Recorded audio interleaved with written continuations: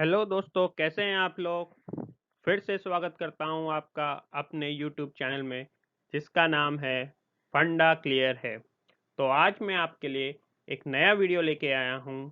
देखते हैं इसमें क्या है। तो आज हम एक न्यूमेरिकल प्रॉब्लम को ध्यान में रखते हुए सॉल्व करेंगे। अभी तक हम लोगों ने इक्वेशंस ऑफ मोशन पढ़ लिया है, तो आज हम एक न्यूमेरिकल प्रॉब्लम को सॉल्व करने की कोशिश करेंगे।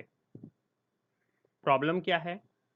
A bullet is fired vertically, मतलब एक बुलेट जो है उसको हमने फायर किया है अपवर्ड्स, ऊपर की ओर को, with velocity 196 metre per second. तो अब हमें क्या निकालना है? The maximum height reached by the bullet, the time taken to reach the maximum height, कितना टाइम लिया बुलेट ने मैक्सिमम हाइट पहुंचने तक, और the time it will hit the ground. Maximum height पहुंचने के बाद वो वापस, जो बुलेट है वो ग्राउंड में कितने टाइम के बाद वापस गिरेगी, हमें ये तीन चीजें निकालनी है। तो आइए अब इसे सॉल्व करते हैं। जैसे कि हमने क्वेश्चन देख लिया है, हमें मैक्सिमम हाइट और जो टाइम टेकन है वो निकालना है। तो इसको पहले थोड़ा इमेजिन करते हैं कि क्वेश्चन कैसा है। हमारी गन रखी है ग्राउंड पे, हम लोगों ने उसे फायर किया। जो बंदूक की गोली है वो फायर हुई है, मतलब उसमें एक इनिशियल वेलोसिटी है, तो जो कि दी गई है क्वेश्चन में 196 मीटर पर सेकेंड। अब ये जो गोली है बंदूक से निकल के ऊपर की तरफ को बढ़ रही है, और जाते जाते एक ऐसा पॉइंट आता है कि वो हल्का सा रुक कर वो नीचे की तरफ को गिरेगी। यहाँ पर जब वो हल्की से देर के लिए रुकती है, तब उसकी जो वेलोसिटी है, मतलब वो उस समय जीरो होगी, और वो वही पॉइंट होगा जो उसकी मैक्सिमम हाइट अचीव करी पॉइंट होगा। तो आइए निकालते हैं द मैक्सिमम हाइट इस बुलेट की। तो फाइनल वेलोसिटी उस पॉइंट पे v इज इक्वल्स टू 0 होगा। हमें क्वेश्चन में दिया है initial velocity u is equals to 196 metre per second, और जो एक्सेलरेशन है वो 9.8 मीटर पर सेकेंड स्क्वायर है। ये एक ग्रेविटी है, और क्योंकि ग्रेविटी के अगेंस्ट में गोली जा रही है, तो इसलिए हमें इसको नेगेटिव रखा गया है। कभी भी ग्रेविटी अर्थ की डायरेक्शन में लगेगी, पर उसके अगेंस्ट में अगर काम हो रहा है तो वहां पर नेगेटिव साइन को देना है।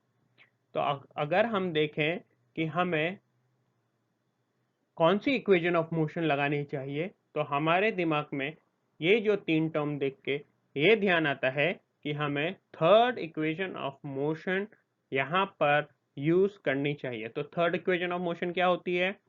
2as is equals to V square minus U square.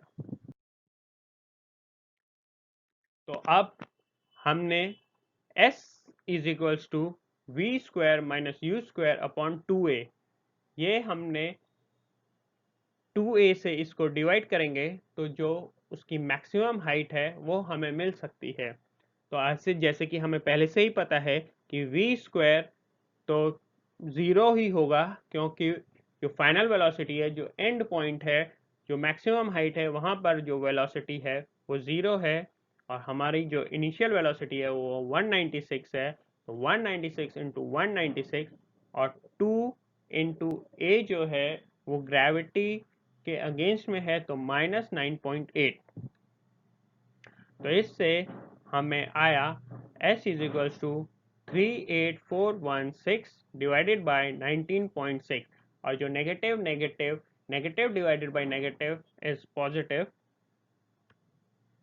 तो हम लोगों का आंसर आया 1960, दैट इज 1960 मीटर वो bullet above the ground level तक जाएगा, वो उसकी मैक्सिमम हाइट अचीव करेगा एंड देन वो वापस ग्राउंड की तरफ को आएगा। अब the total time to reach the maximum height हम ये कैलकुलेट करते हैं। उसके लिए हमें first equation of motion that is v is equals to U plus A T का सहारा लेना पड़ेगा। उससे हमें t जो है वो हमारा v माइनस यू बाई ए हो जाएगा। तो जैसे कि हमें पहले से ही पता है कि v तो हमारा 0 है और u है 196 और t जो है वो हो जाएगा -196 डिवाइडेड बाई 9.8 और वो आएगा 20 सेकेंड्स। तो जो हमारी बुलेट है वो मैक्सिमम हाइट रीच करने के लिए 20 सेकेंड्स लेगी। तो जब वो 20 सेकेंड्स ऊपर पहुंचने के लिए ली तो उतना ही 20 सेकेंड्स वो ग्राउंड में गिरने के लिए लेगी। तो इसका अर्थ है कि जब बुलेट जिस टाइम से फायर हुई है वो वापस धरती में 40 सेकेंड्स के बाद गिरेगी। Thank you for watching this video and do subscribe and like my video and keep posting the comments. Thank you very much.